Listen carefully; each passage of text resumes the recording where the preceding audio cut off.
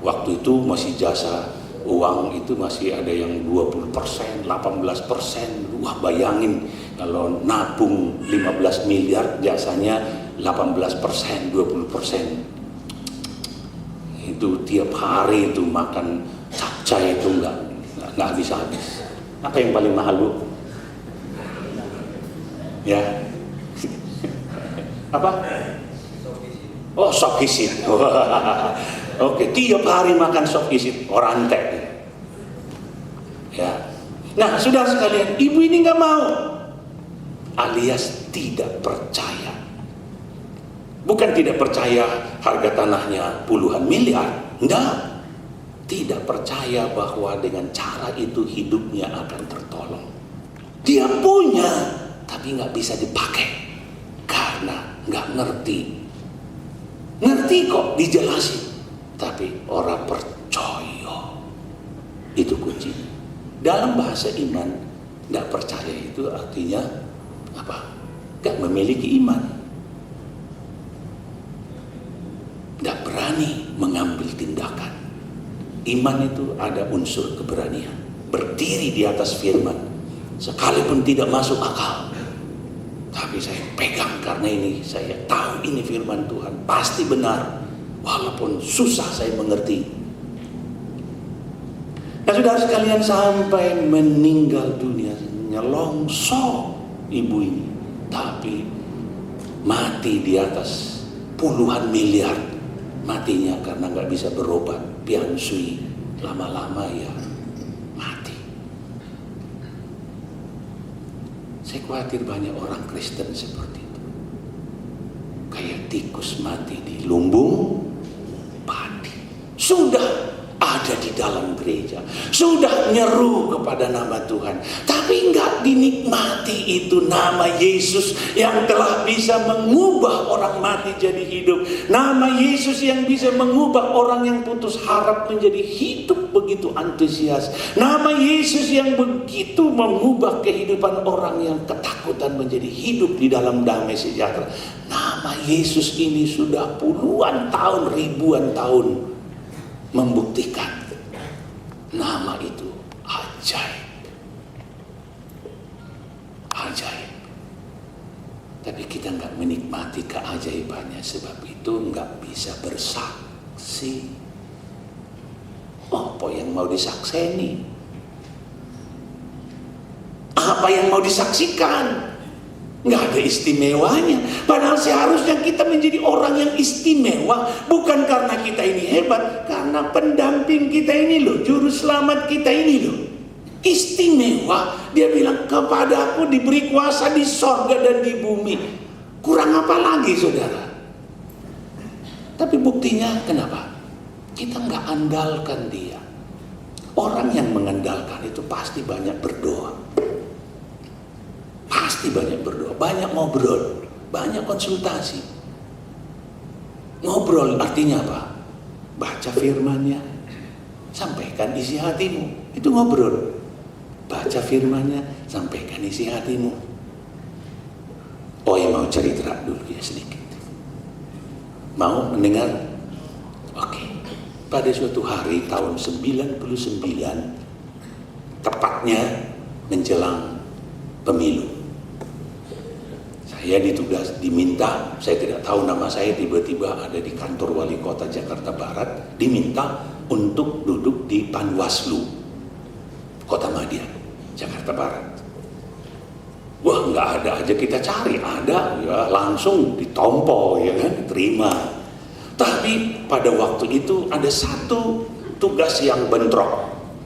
Bentroknya itu saya diminta untuk memimpin satu persekutuan doa, yaitu pendoa-pendoa dari seluruh Indonesia kumpul di Wisma Kinasi, 700 orang dari Sabang sampai Merauke. Pendoa-pendoa di gereja, di persekutuan dikumpulin oleh satu yayasan di situ.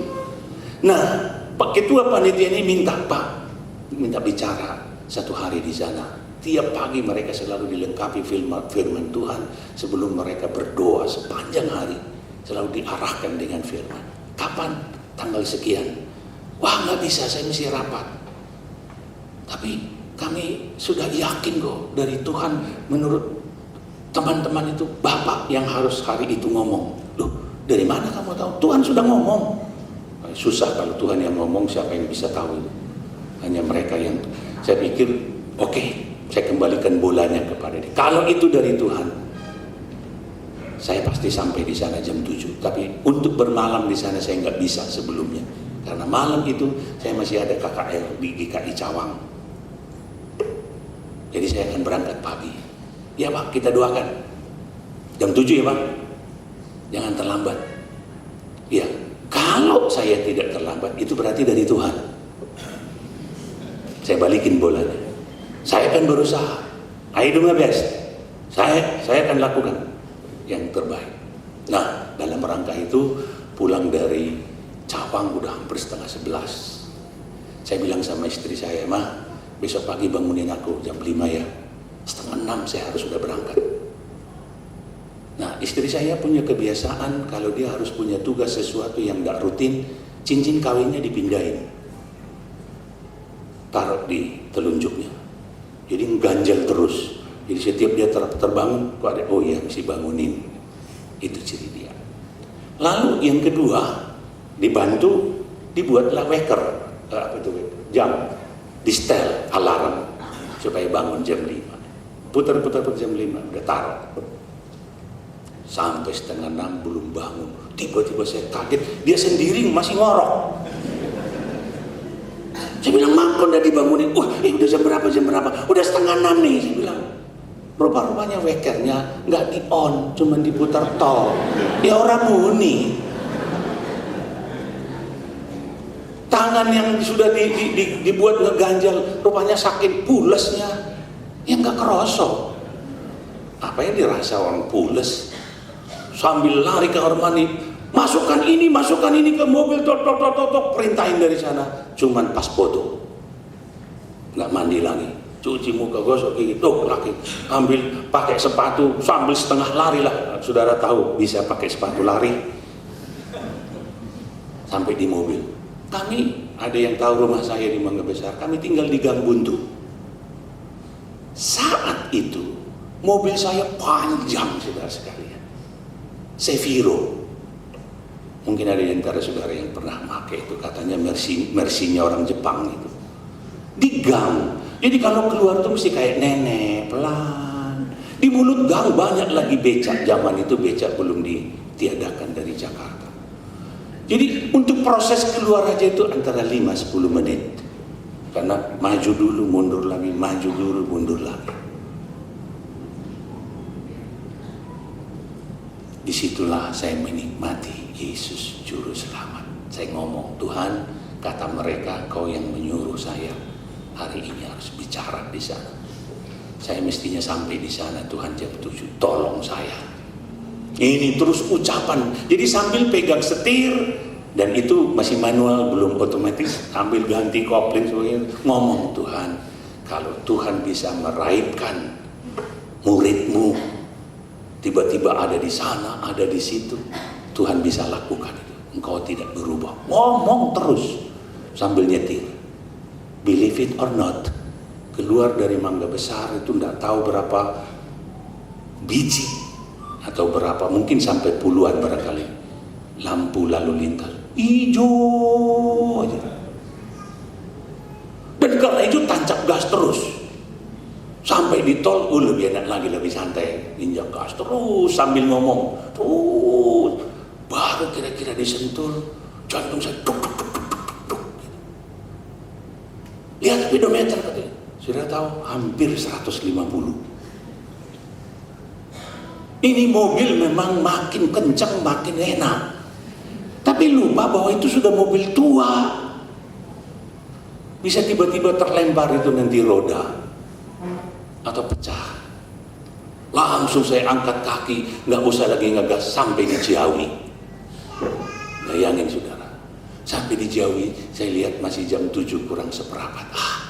15 kilo ke Ciwaringin, masa 15 menit nggak nyampe. Turunlah roh pengendalian diri untuk mengandalkan Tuhan. Santai. Begitu masuk Rancamaya ya, Rancamaya. Sampai Rancamaya, lihat ke sana itu ngantri mobil 1 kilometer, nggak bergerak, penuh truk, penuh bus oplet. Ya Tuhan, saya teriak, ini gimana ini? Bisa jam berapa sampai selesai? Rupanya lagi bubaran di atas, ganti shift karyawan pabrik. Jadi kalau oplet belum penuh, dia tidak akan berangkat, ditutup. Maupun yang ke Sukabumi, mau ke arah Bogor. Saya ngomong lagi sama Tuhan, rohnya bangin lagi, dibuat lagi ketegangan. Tuhan, gimana caranya supaya sampai? Tolong Tuhan, tolong. Tiba-tiba di depan saya Great Corolla keluar dari barisan, masuk, langsung ambil jalur orang lain, berlawanan arah. Karena memang dari sana nggak ada kendaraan, ditutup sama opletnya, nggak bisa lewat. Hanya oplet yang boleh lewat. Dia tancap gas. Saya pikir kalau dia bisa, mestinya aku bisa. Dan karena dia keluar, majulah mobil di depan, enak aja langsung set masuk ke kanan. Saya nyalain lampu, saya tancap gas, lebih cepat saya dari dia. Tancap gas, karena lampu merah, security pabrik di situ, minggir. Dikira pejabat dunia yang lewat, nggak taunya pejabat sorga. Minggir saudara, minggir. Opletnya pun minggir. Dah, kurang 5 menit saya sampai di Ciwaringin. Itu ketuanya saya lihat berdiri di tangga. Dia nggak tahu mobil saya apa, udah di depan dia, agak gelap. Dia lihat, nggak kenalin, lihat lagi jamnya. Begitu saya keluar, haleluya, benar kan Pak? Nggak terlambat, tunggu dulu. Ini bukan urusan kamu dengan saya, ini urusanmu dengan Tuhan. Ketika saya bersaksi di situ di pendua-pendua itu, bersorak-sorai haleluya, saya nggak khotbah lagi, cuman kesaksian itu doang. Kalau Tuhan mau, tidak ada yang mustahil. Amin. Karena pada waktu itu sangat takut Indonesia ini bergeser dari Soeharto ke tangan yang lain. Tahun 99. Kekhawatirannya sangat gede, sampai ada setiap hari di kota Jakarta ini bus berdoa menumpangi tangan ke Jakarta sepanjang hari. Satu bus pendoa siapa hati sepanjang hari, hanya ngelilingin kota Jakarta aja. Mereka berdoa terus menumpangi tangan supaya Indonesia ini aman. Saudara, hari ini dilantik itu menjadi juru selamat kita. Kenapa hidup kita seperti ini? Kenapa Anda masih pikul bebatu itu? Kenapa Anda terus dirongrong kekhawatiran mengenai ini, mengenai ono? Serahkan. Hari ini diumumkan, inilah anakku yang kukasihi, yang dipenuhi dengan Roh Kudus, yang apapun sanggup melakukan. Dan dia berkata kepada kita, aku menyertaimu sampai kesudahan alam. Amin.